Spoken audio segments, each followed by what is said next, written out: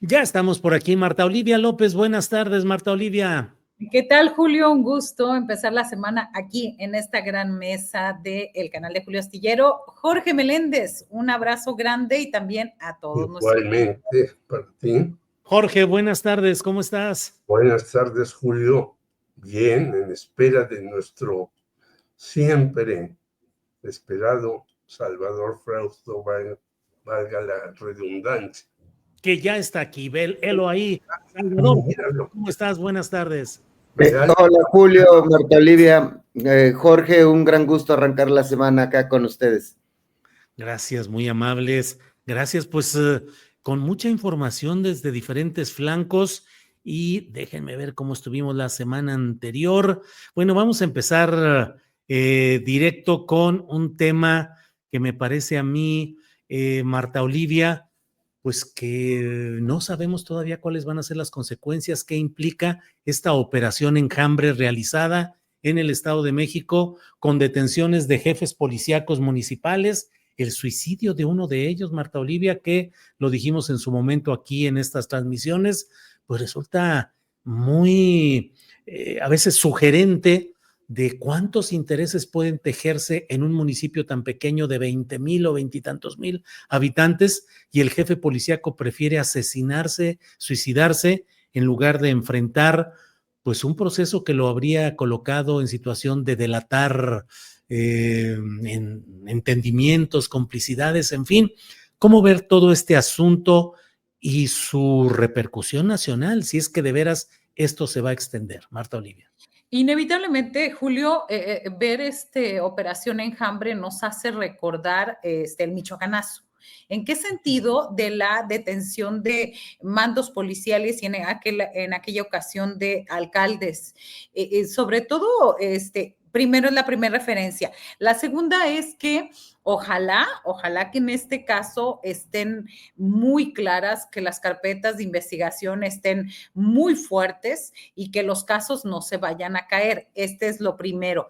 Me parece que es un manotazo que está dando el secretario de Seguridad y Protección Ciudadana, Omar García Harfuch, y que es un anuncio de cómo va a operar. Y esto tiene relevancia también porque se conjunta este tema y el otro que traemos, que es los atentados en el último mes. Pero antes de entrar al otro mes, esta situación desde hace mucho tiempo, la narcopolítica, dicen los que saben, que comenzó desde los 60, 70 en América Latina, empieza en Colombia, empieza a transitar hacia México y demás. Y aunque no se le llamaba así, siempre había una complicidad entre autoridades policiales y entre grupos del crimen organizado y los gobernadores y gobernadoras, bueno, en ese entonces gobernadores, alcaldes, diputados federales y demás. Era algo que se sabía pero cada quien actuaba en su parte. Sin embargo, yo recuerdo que después de la detención de Osiel Cárdenas Guillén en el 2003 con Vicente Fox, que empezó a verse ya más claramente hacia dónde se inclinaban ciertos grupos policiales. Lo estuvimos denunciando desde más o menos, Julio, si tú recordarás, desde el 2008, 2009, cómo se acercaban tanto los grupos del crimen organizado con las autoridades. Incluso recuerdo algunos casos en Tamaulipas donde había protestas. Los funcionarios le hablaban a los del crimen organizado para que pararan esas protestas. Es decir, no se hace la protesta y sobre todo en el caso de los medios de comunicación no se difunde nada. Estamos hablando del 2008, 2009, 2010. Es decir, si nosotros como medios ya veíamos esta operación y esta colusión, esta complicidad entre las autoridades, se me hace imposible que tantos sexenios después no hayan visto cómo estaban trabajando ambos bandos, el crimen, las autoridades, las policías protegiendo y demás. Entonces, a mí me parece que esta escena tan fuerte de cuando se suicida, pues sí, porque sabemos que va a quedar en medio y cualquiera o le llegaban muchos años de cárcel o asesinaban a su familia y él pues optó por esta medida. ¿Cuántos jefes policiales no tendremos en el país así? Y recordar de pasada también que, por ejemplo, en Tamaulipas, en el 2011, 2012, se desaparecieron las policías municipales precisamente por esta complicidad. Entonces, es relevante, muy relevante el caso, es una muestra de poder. Ahora veamos que los casos estén completamente integrados, que tengan fuertes argumentos y sustentos, pues para que sea, y te lo digo, Pedro, para que lo entiendas, Juan, ¿no? ¿En cuántos de los más de 2,500 municipios tendremos situaciones parecidas? Gracias, Marta Olivia. Salvador Frausto, ¿cómo ves esta operación Enjambre? Dice Marta Olivia, te lo digo, Pedro, para que lo entiendas, Juan. ¿Cuántos Juanes quedan y de qué nivel? Porque una cosa es actuar contra jefes de seguridad pública en municipios pequeños del Estado de México y otra cosa es ir en el propio Estado de México, algunos de los municipios grandes, pesados, con mucho movimiento económico, político y delincuencial. ¿Y hasta dónde llegará? ¿Y qué sugiere el nombre de Enjambre? ¿Se estará hablando de una operación nacional? Es decir, no solo el colmenar específico de la entidad mexiquense, sino el enjambre nacional, Salvador.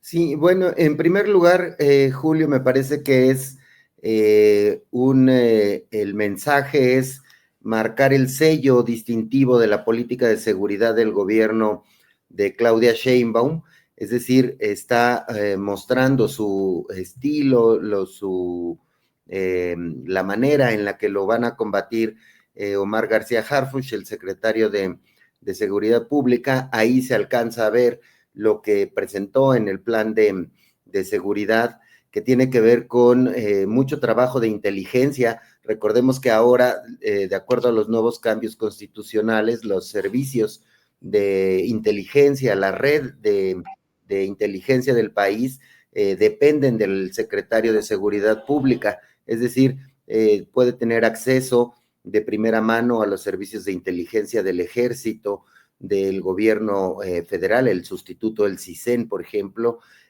o de la Marina, y porque llegan estas 14 órdenes de aprehensión del operativo Enjambre, ya como con un sello como muy organizado, muy como trabajó él con la Fiscalía de la Ciudad de México cuando fue secretario local, que ya vienen con el aval de las fiscalías para poder ir con órdenes de aprehensión a estos personajes. De esos 14 cayeron 7 por lo pronto, uno se suicidó, que también merece la pena hablar de ese caso en particular, pero por lo pronto lo que veo es ese sello de Harfuch en la política de seguridad, y en este caso me parece exitosa. Me parece que agarraron a 7 personajes importantes de los gobiernos del Estado de México en un operativo que parece indicar que va a ir a desarticular la colusión entre los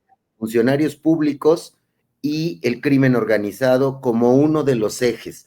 Y coincido con Marta Olivia en el sentido de que pues el mensaje es que vayan entendiendo otros alcaldes, otros secretarios de seguridad municipales o estatales, que la colusión con el crimen organizado va a ser perseguida. Por lo menos en este primer golpe se muestra un trabajo ordenado de inteligencia propio de seguridad pública. Entonces, eso me parece muy interesante. Es decir, la palabra enjambre como sinónimo de colusión entre funcionarios públicos y narcotraficantes o miembros del crimen organizado.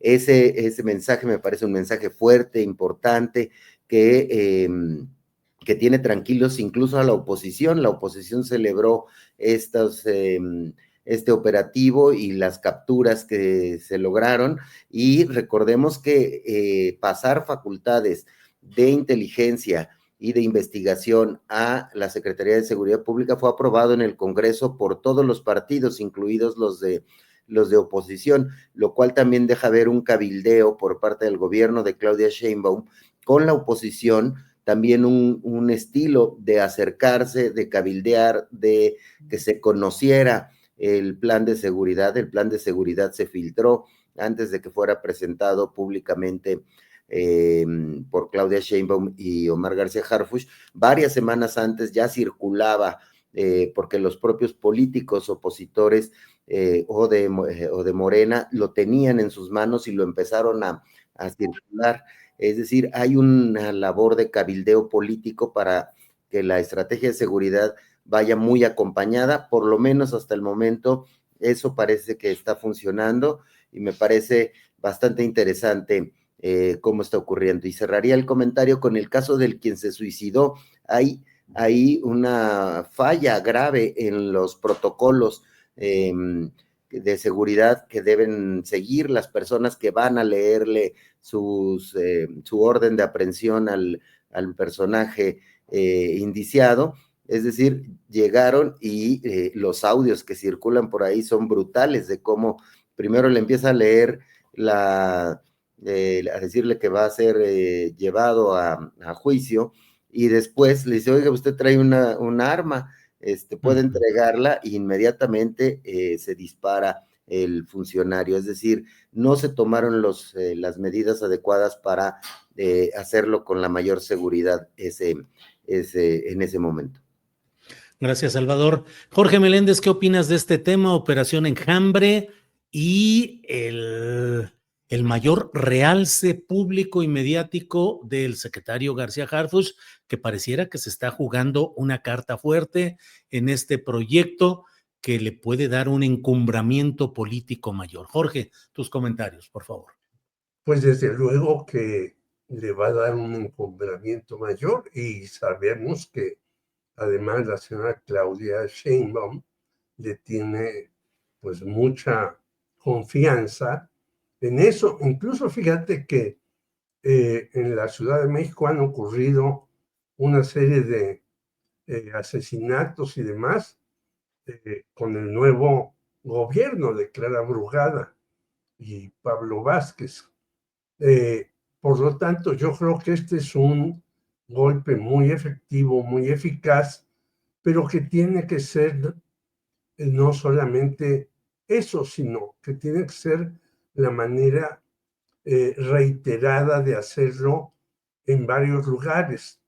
¿Hasta dónde la investigación de, como se llama Marta Olivia, de esto será muy sólida, muy sistemática y muy precisa?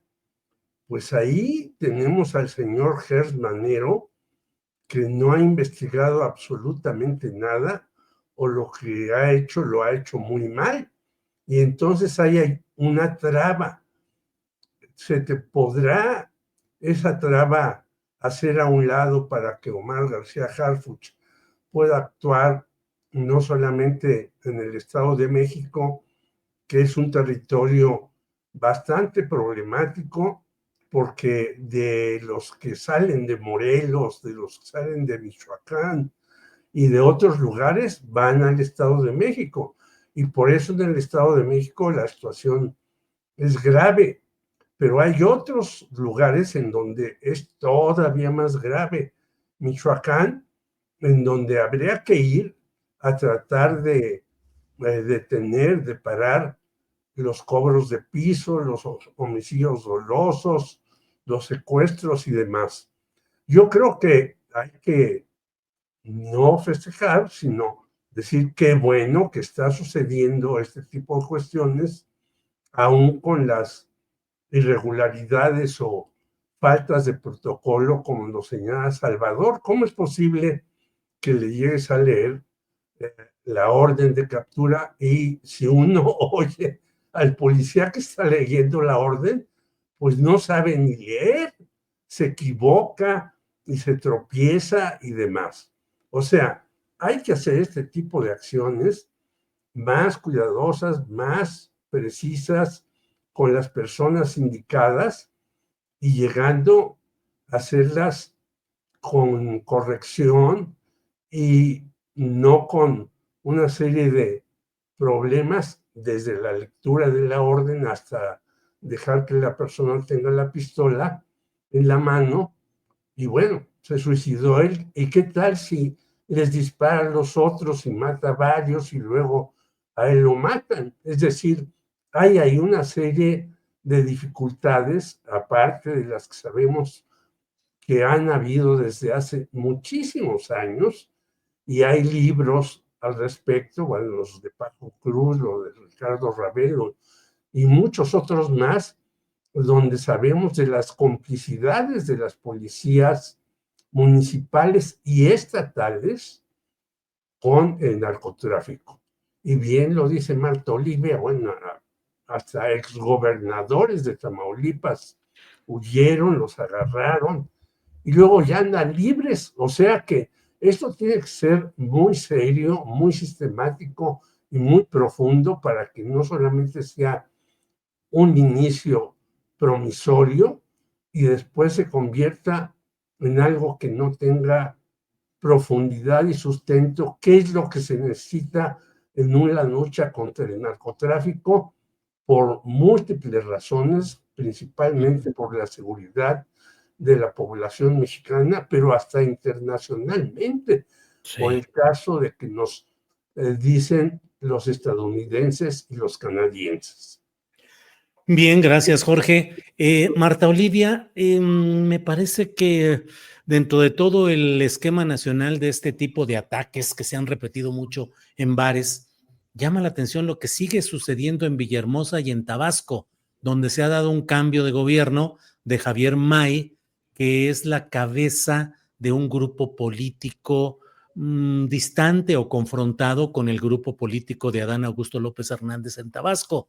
Lo doy solamente como uno de esos contextos en los cuales ha habido incluso señalamientos del propio Javier May preguntando sin dar el nombre, pero preguntando en un acto público, diciendo, todos sabemos quién era el jefe de seguridad en el sexenio anterior, que el sexenio anterior era el correspondiente al propio Adán Augusto y luego con Carlos Merino como sustituto. Pero, ¿qué estará pasando en el Edén? ¿Qué pasa en Tabasco? ¿Cómo ves ese tema, Marta Olivia? Sí, hay que pues recordar justamente lo que estás dando en contexto, la denuncia que hizo May en contra de Hernán Bermúdez Requena, secretario de Seguridad Pública en los gobiernos de Adán Augusto y de Carlos Merino, y de quien aseguró así que era el comandante del grupo criminal La Barredora. Así que es lo que resulta pues positivo para nosotros porque sabemos como medios que entre ellos están ventilando este tipo de situaciones. Y pues grave porque es Tabasco, porque es la tierra de Andrés Manuel López Obrador, de quien se decía el hermano de Andrés Manuel, que es Adán Augusto López, después de su más reciente versión pública o cómo salió recientemente con lo de Rosario Piedra. Es decir, es preocupante que dentro de mismo Morena se estén acusando o se estén lanzando acusaciones bastante serias. Y respecto a estas situaciones, es lamentable que se registren este tipo de tragedias en menos de un mes. Ha sido foco de alarma en varias partes del país. El de bar en Villahermosa, el otro es Los Cantaritos de Querétaro, que dejó 10 muertos, no lo olvidemos, así como la balacera en el bar Bling Bling, ubicado en Cuautitlán Izcalli, Estado de México, que dejó 6 personas lesionadas. Esto es grave porque nos está reflejando una realidad lacerante, como en algunos estados de México, una noche para salir con los amigos y celebrar se convierte en pesadilla. La pregunta en estos ataques recurrentes es, ¿qué condiciones de inseguridad se han gestado en varias zonas del país como para que personas armadas ingresen a centros de reunión y se sientan con la impunidad necesaria como para abrir fuego y asesinar a otras? Es decir, ¿en qué momento estamos? Y también en qué momento las autoridades municipales y estatales se vieron rebasadas y dejaron de hacer su trabajo para prevenir este tipo de hechos. Veía ahorita en los comentarios que dicen, bueno, no sabía ni leer porque estaba muy nervioso. Es decir, ellos son los que saben cómo está la situación en cada municipio y en cada rincón. Y también creo que sería importante preguntarnos en qué momento las condiciones de las comunidades y ciudades mexicanas, la complicidad de las autoridades de los diferentes niveles permitieron que se registren este tipo de barbaries. Entonces, parece de pronto, Julio, que todos los temas nos llevan a lo mismo, la seguridad en el país. Enjambre en el Estado de México, estos asesinatos y en donde quiera. Ahora mismo, por ejemplo, Sinaloa sigue siendo tema. Sinaloa sigue siendo tema, hay ahí ataques a cámaras de vigilancia, yo sigo pensando, Julio, que en el centro dejaron de escuchar hace mucho tiempo. En el centro, yo recuerdo en el 2010 que hacíamos las primeras denuncias en Tamaulipas contra los Zetas y los enfrentamientos entre el cártel del Golfo, las fosas clandestinas en San Fernando y todo esto, y que uno iba a la Ciudad de México a denunciar parte de esto y cómo se lesionaba la libertad de expresión. Parecía que la gente y los mismos medios tomaban la nota y volteaban hacia otro lado. Parecía que era muy lejana esa situación, 2010, que parecía que nunca iba a tocar a otros estados. Y yo creo que aquí la gran labor de inteligencia debe ser contundente, no apoyar a unos grupos, no defender a otros, sino investigar. Otra vez vuelvo al tema, si los medios hemos documentado desde ese tiempo cómo se daban las complicidades, cómo se daban las irregularidades y cómo estaba todo, es increíble que no haya un aparato de inteligencia que ayude y que opere a saber lo que está pasando en nuestro país. Gracias, Marta Olivia.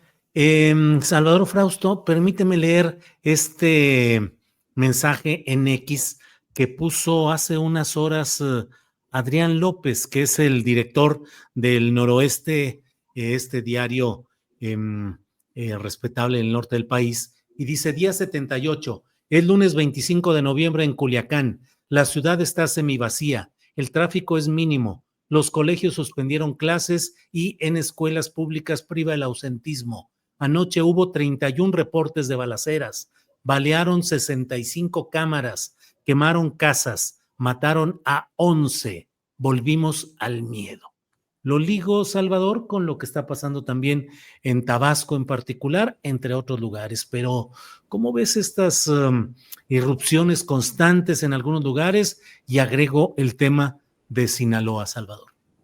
Sí, tremendo lo que está pasando entre las disputas entre los grupos criminales en distintas zonas del país, particularmente el caso de Sinaloa, que se ha prolongado muchísimo por este enfrentamiento entre los mayitos y los chapitos que tienen a la ciudad realmente en una circunstancia muy, muy grave.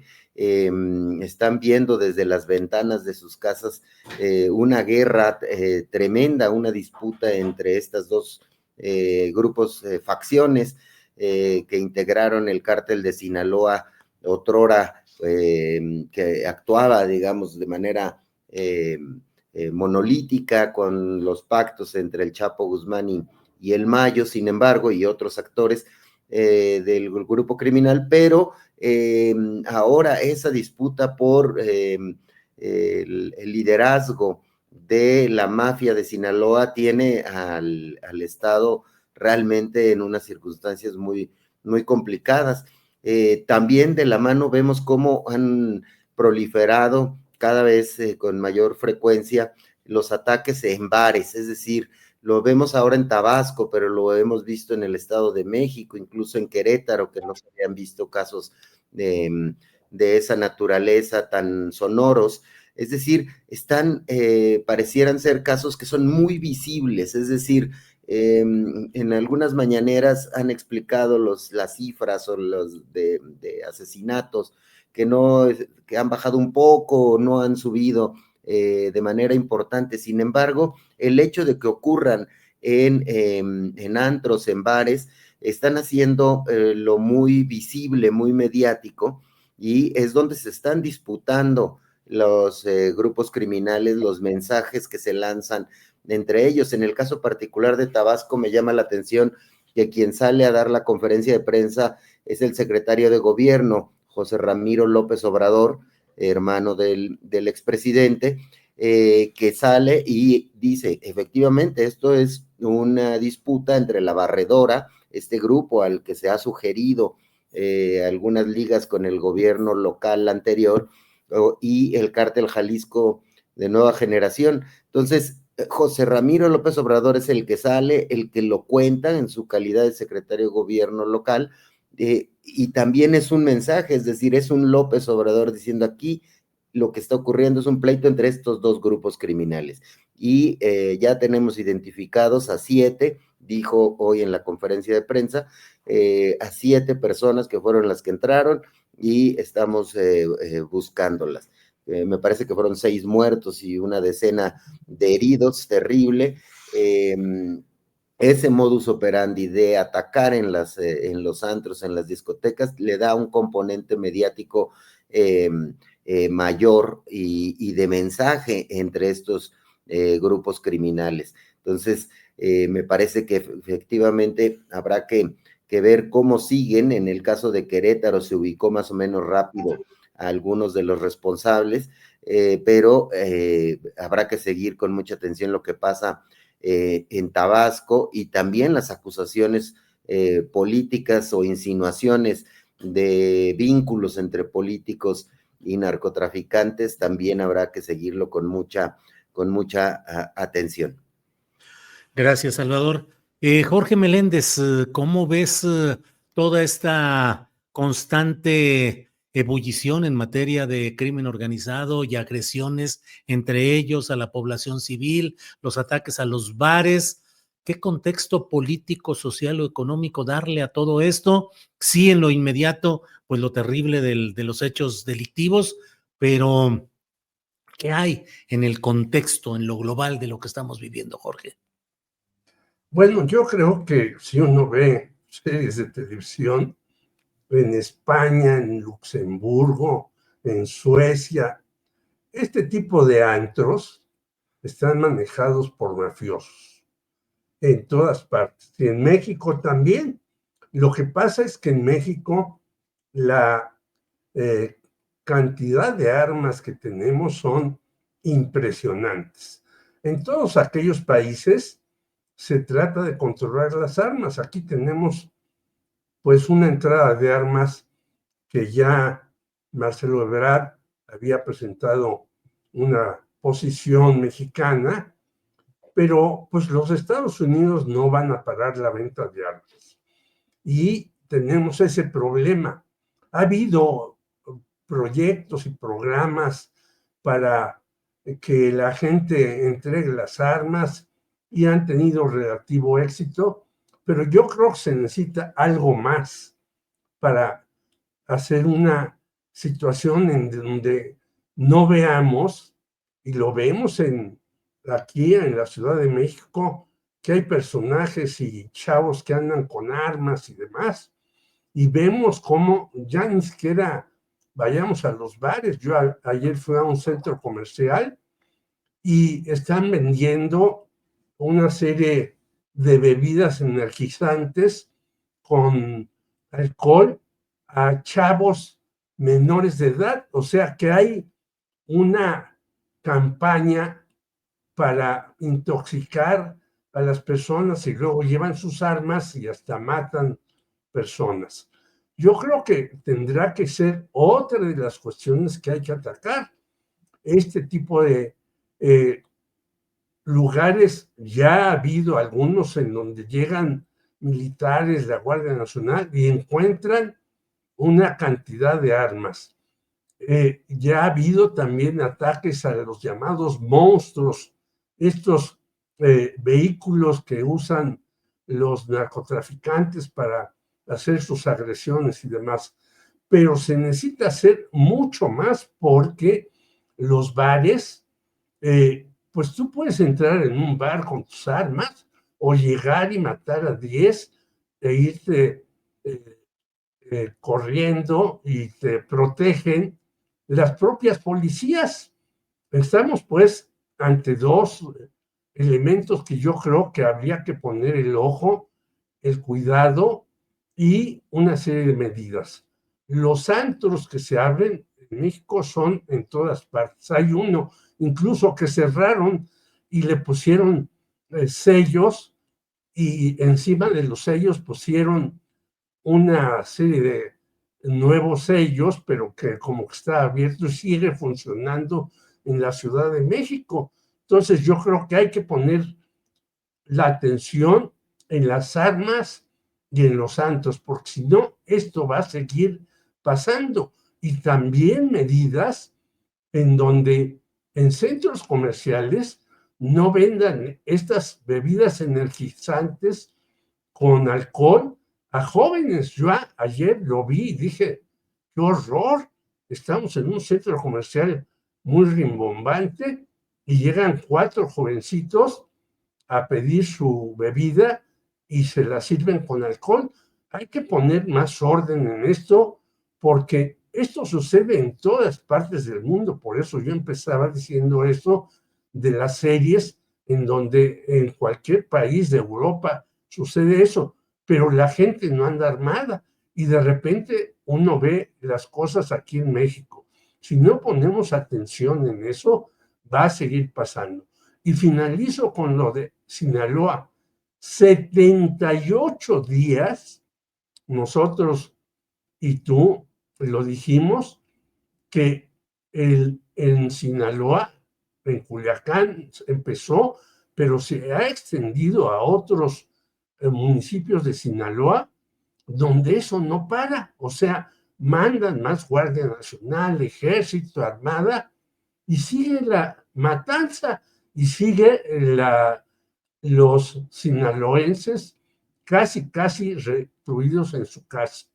¿Dónde está el señor Rubén Rocha Moya y sus engaños? Y recordemos que le dieron el espaldarazo a este sujeto que es impresentable. Si seguimos así, va a seguir la matazón.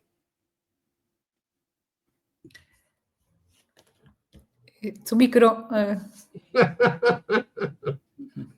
Es que estaba checando, perdón, es que estaba checando un audio de una reportera en Teloloapan, Guerrero, que dice, más de 20 camionetas repletas de gente armada realizan detonaciones, ejecuciones en este momento sin que el gobierno realice alguna acción para salvaguardar la integridad de la ciudadanía. Y lo busqué porque en el propio chat algunas personas empezaron a enviar la información de que en Teloloapan, Guerrero, estaba sucediendo esto. Entonces quise buscar, encontré esta información de una periodista, Wendy Obispo, Voz de la Noticia. Pero bueno, pues es lo que hay de muchas partes del país. Y déjenme un poquito nada más, ahí está la imagen, de ahí lo tomamos, de esa imagen de Wendy Obispo, última hora, balaceras en Teloloapan, Guerrero, más de 20 camionetas. Bueno, pues ahí está la información. Iremos viendo qué más sigue en esto. Marta. Julio, yo quería hacer una precisión también, no olvidar de paso rápido antes de cerrar este tema, Tamaulipas. Sí, te iba a pedir eso. Sí, el viernes pasado se encontraron, esto de encontrar es extraño, fueron asesinadas 6 personas y fueron tiradas literalmente en la carretera Reynosa-San Fernando a la altura del ejido Periquitos. Esto fue el viernes en la mañana. Y bueno, las autoridades que dicen, pues que van a seguir con las investigaciones y en el caso brindarán información cuando tengan más datos. Esta localización se da luego de 4 días de agresiones armadas contra elementos de la Policía Estatal de Tamaulipas en la frontera, Reynosa, Río Bravo, toda esa zona. Y las agresiones comenzaron desde el 19 de noviembre, cuando hubo, ya han reportado 3 ataques con drones en esta frontera en los últimos 10 días. Ha dejado 3 policías muertos y varios también bajas civiles en este, digamos, encontronazo, en esta disputa por las plazas. Y bueno, hasta este momento, desde el 22 de octubre del 2022, 1 de octubre del 2022, han sido asesinados 24 policías que estaban sobre todo en la frontera. ¿Cuáles son las ciudades principales? En Reynosa, en Matamoros, principalmente, y San Fernando y Victoria. Es decir, hay algo que está pasando. Hoy mismo nos reportan también en Reynosa persecuciones y enfrentamientos en Reynosa, en el centro, en el Boulevard Morelos, también bloqueos en Miguel Alemán, Tamaulipas. Hay hay mucho movimiento de integrantes del crimen organizado allá, principalmente en Brechas y en la frontera chica. Las imágenes que nos mandan son de bloqueos e incendio de vehículos. Me parece que también Tamaulipas, ahí es otro foco de atención, que no se nos olvide. Esto a mí, los ataques con drones son lo más desconcertante, y de esos ataques uno fue a dar con uno de los elementos policíacos. Bien, Marta Olivia, no sé si quieras decirnos, aunque sea una opinión acerca del otro tema que propongo para analizar en esta ronda, que es el relacionado con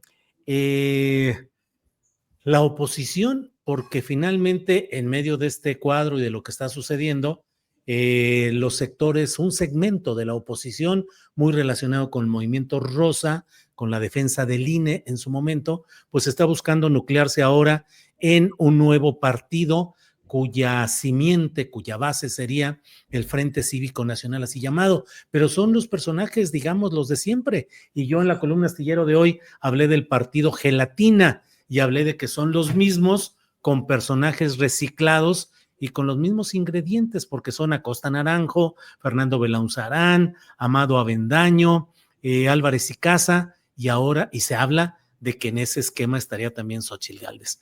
¿Cómo ves ese tema, Marta Olivia? Pues a mí me parece que la oposición o estos grupos no entienden que no entienden en este nuevo partido político. Los perfiles están tan desgastados, o sea, que venga Acosta Naranjo a hablarnos de democracia y hablar de nuevas caras, es de risa loca.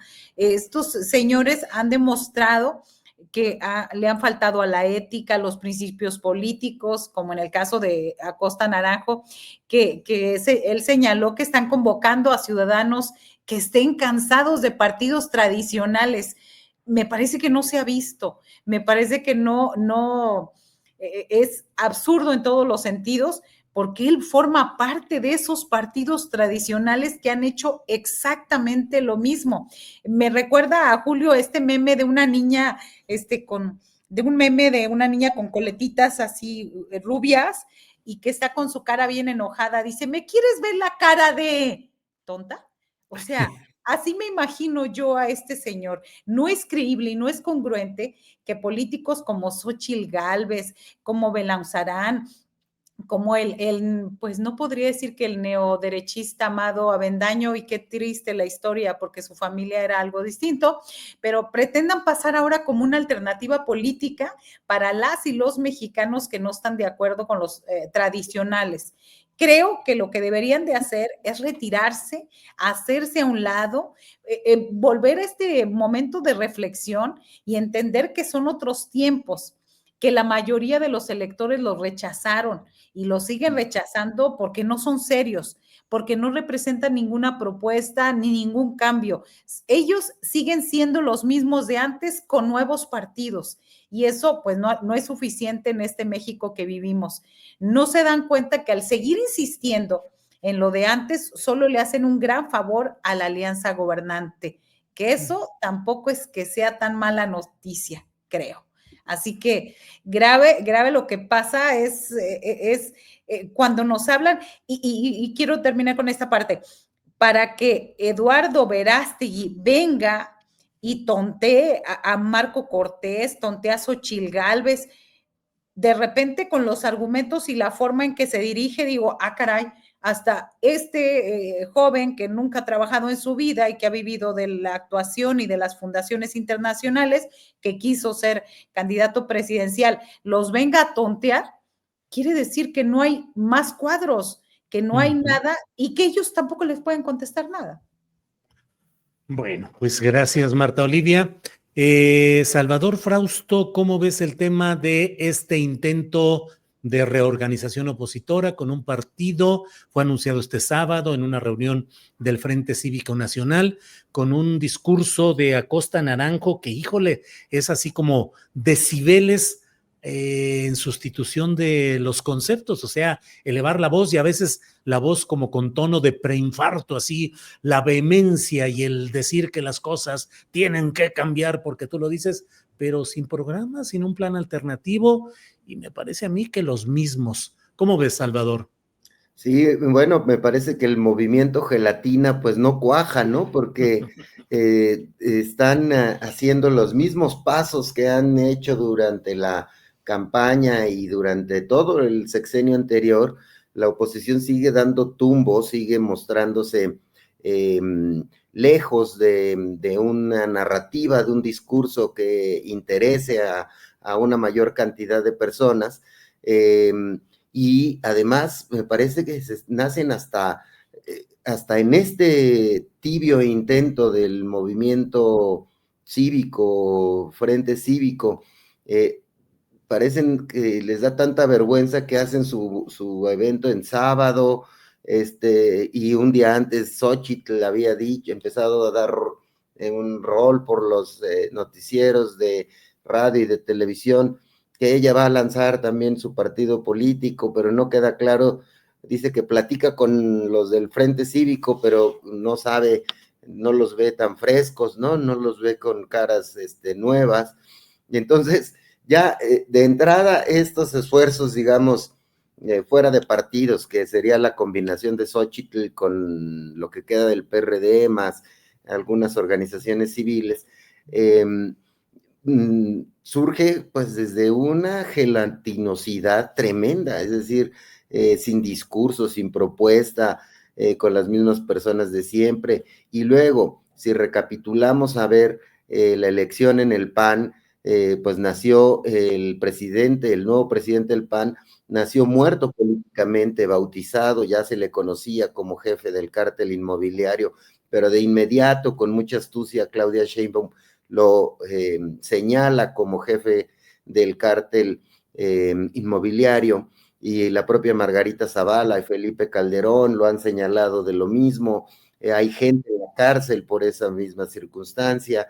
Es decir, un PAN que no quiso renovarse, que no quiso apostar por cuadros que tuvieran cola corta, pues entonces los yunazos son muy fáciles. Es decir, cooptar a personas, políticos con cola larga, con pasados turbios, o que se la deban a la justicia, pues va a ser muy, muy fácil. Tenemos ese es el caso de el PAN de Jorge Romero, y el mismo caso tenemos con el PRI, que también decidió no renovarse, no cambiar, mantener al dirigente que ha probado ser el más ineficaz de la historia del PRI. Igual la cúpula, que es el mismo grupo, Cortés, Anaya, Romero, han mostrado ser el peor PAN de la historia en resultados electorales, los mantienen. Me parece que ninguno de los dirigentes partidistas opositores han escuchado a Calle 13,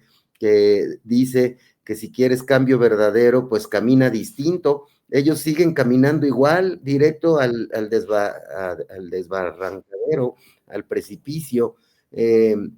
No se articulan, y es lamentable, sobre todo para los ciudadanos opositores, que si vamos a las urnas, pues el 60% votó por Claudia, pero el 40% no votaron por la opción Morena y sus aliados.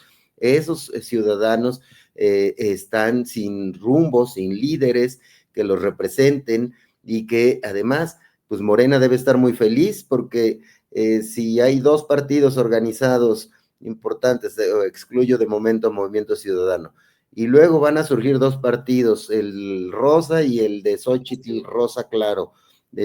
Vamos a tener 4 partidos, se van a juntar y van a volver a reeditar una alianza de todos los mismos, nada más que ahora no van a ser 3 grupos, 3 partidos, sino ahora 4, o ponle que sean 3.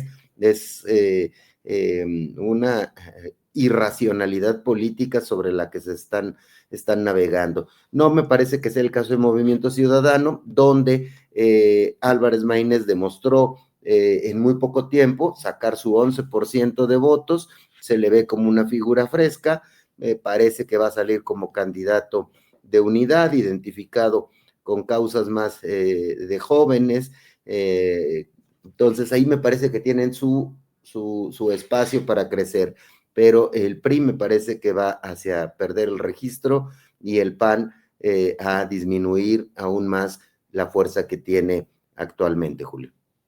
Gracias, Salvador. Jorge Meléndez, ¿qué opinas de este intento de organización de un nuevo partido?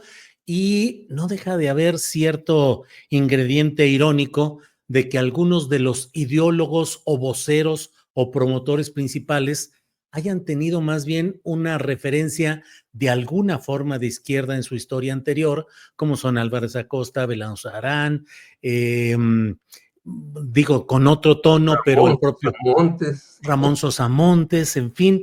¿Cómo ves todo eso de un nuevo partido político impulsado por este Frente Cívico Nacional y eventualmente con la participación de Xóchitl Gálvez? Jorge. Bueno, yo creo que hay una crisis tremenda de partidos. Y en las encuestas, análisis que se hacen, es que en las próximas elecciones que va a haber en los estados, el PRI puede perder, bueno, ya lo perdió el PRD, puede perder su registro, porque no va a llegar a 3%. Y también en el Instituto Nacional Electoral dice que el PAN puede perder su registro, porque va descendiendo el número de afiliados que tiene el PAN. Y que si tiene menos de 350,000, puede perder su registro el PAN sin siquiera ir a elecciones. Esto nos habla de una crisis tremenda de partidos, y entonces ahí entran estos simuladores que hay desde Emilio Álvarez y Casa hasta Ramón Sosamontes. Recordemos que él era el caballerango de Rosario Robles y hacía los negocios con Emilio Cebadúa en la estafa maestra y demás personajes. Bueno, hay una serie de personas que quieren entrar a algo. Hay por el otro lado, en la izquierda, hay desde hace tiempo un llamado Movimiento Comunista Mexicano que hace un portal que se llama Tribuna Comunista, que se ha estado reuniendo para tratar de hacer un partido socialista. Creo que sus esfuerzos también han sido poco gratos.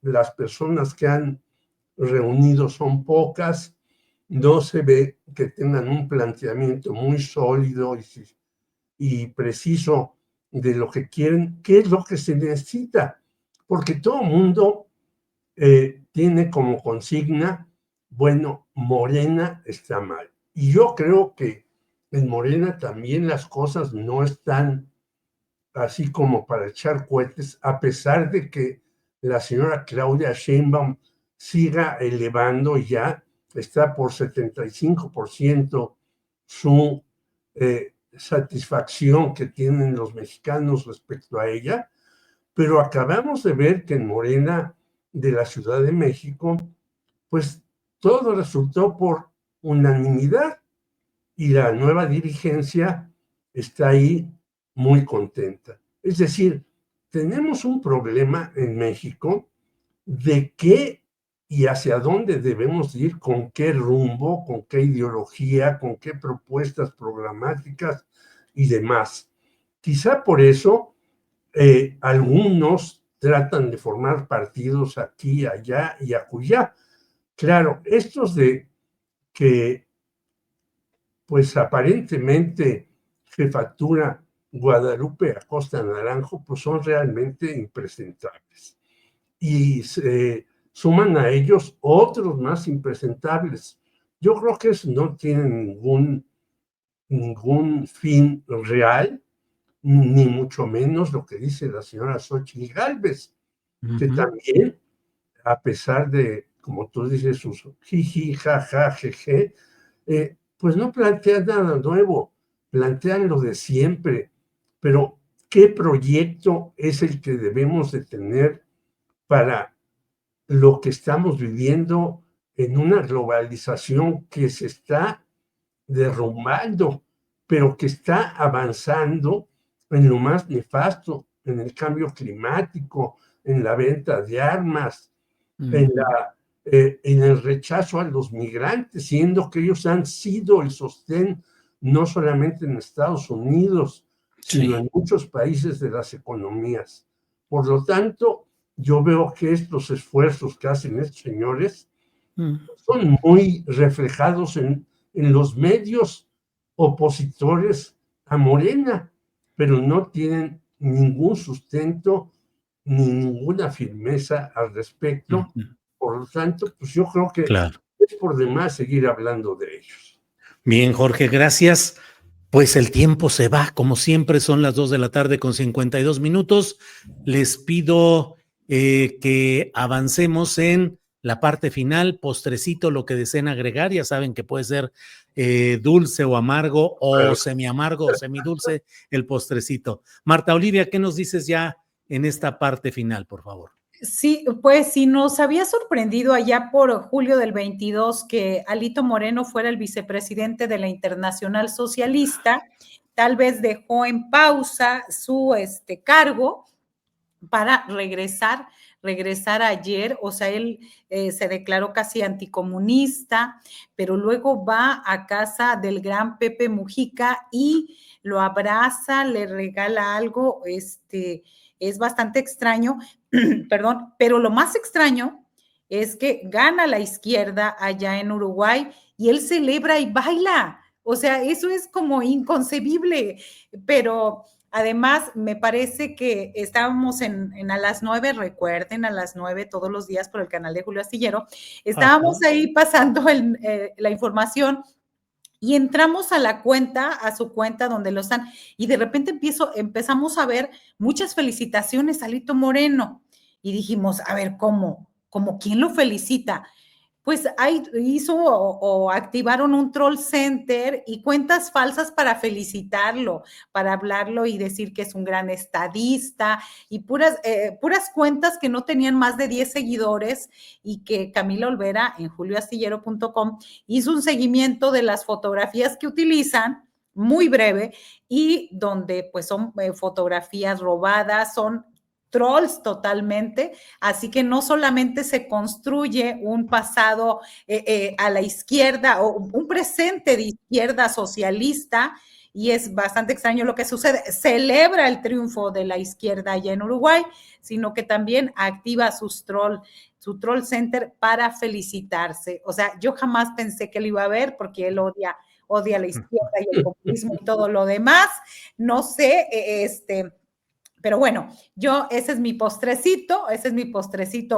Yo no sé, y me pregunto y les pregunto, ¿no estará cerrándole el ojito a Morena? Pues ya saben que dicen que son de izquierda. Bien, Marta Olivia, gracias. Yo, antes de que cerremos este programa, les invito a que se mantengan aquí, quienes nos acompañan en este programa, porque a las 3 de la tarde vamos a tener una entrevista con Mathieu Torlier, un gran reportero, preciso, conciso, macizo, que escribe este libro, La Fórmula Salinas, las redes del poder en México. De todo habla, de la adquisición de lo que ahora es Televisión Azteca, con un préstamo del hermano incómodo Raúl Salinas de Gortari por $29 millones, temas relacionados con fraudes, con manejos, con las relaciones de poder. Así es que va a estar muy interesante. Vamos a tener unos 20 minutos de entrevista con Mathieu Torlier. Así es que no se vaya. A las 3, terminando esta mesa, tenemos esta gran plática con el reportero Mathieu Torlier, La Fórmula Salinas. Bueno, Salvador Frausto, postrecito, por favor. Primero, ya empecé a leer el libro de Mathieu, está buenísimo, un gran retrato del personaje desde muchas aristas, muy interesante, al rato los veo con atención. Y por otra parte, la oposición, siguiendo el tema de la oposición, ha perdido un terreno tremendo del día de la elección a la fecha. Eso sí, nos atenemos a ver las encuestas que se han publicado recientemente, ya la refería Jorge hace un momento, el caso de la de hoy, de Buen Día, que trae a Claudia Sheinbaum con 74% de aprobación, muy alta, si tomamos en cuenta que sacó el 60% de los votos, quiere decir que el PAN y los partidos opositores han perdido 14 puntos, un terreno de 14 puntos. Y lo más interesante es que esta encuesta que salió hoy se parece mucho a la que salió, me parece que el viernes en el Financiero. Tienen prácticamente los mismos números, en los cuales en todos los rangos de edad, de ocupaciones, etcétera, sale Claudia muy bien calificada y pues por tanto los rechazos vienen muy, muy bajos para la presidenta. Ha ganado un terreno, ha tenido un arranque explosivo en estos primeros meses de gobierno, pero yo señalaría, insistiría en el tema de ese terreno que ha perdido la oposición. No ha podido, es que siguen en el mismo carrete de reproducción de discursos que no le interesan a la gente, que no los abrazan. En cambio, por lo menos 14% de la gente que votó por la oposición está diciendo Claudia está gobernando bien.